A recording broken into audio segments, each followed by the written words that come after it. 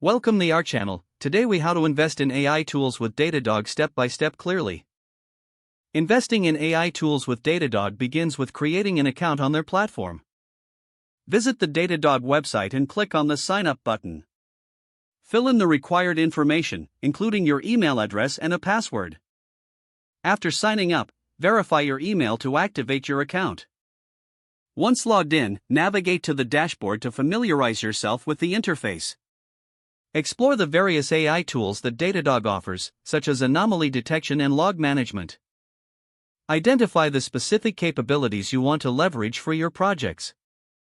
Check the pricing plans to ensure they fit your budget. After selecting a plan, proceed to set up your billing information. Next, integrate Datadog with your existing infrastructure.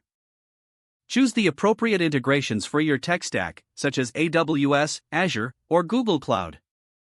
Follow the setup instructions provided for each integration. Once integrations are in place, configure alerts for critical metrics. Create a monitoring plan tailored to your business needs. Utilize the AI features to analyze data and gain insights.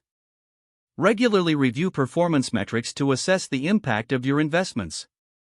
Stay updated with new features and best practices offered by Datadog.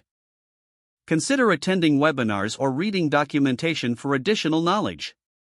After a period, evaluate the effectiveness of the AI tools on your operations. Make adjustments based on the insights gained to optimize your investment. Continue exploring advanced features as your needs evolve. If the page does not load, refresh the browser or try again in a private or incognito window. Make sure you are using the correct email address, then retype it carefully to avoid small typos. If your password is not accepted, use the reset option and create a new strong password you can remember.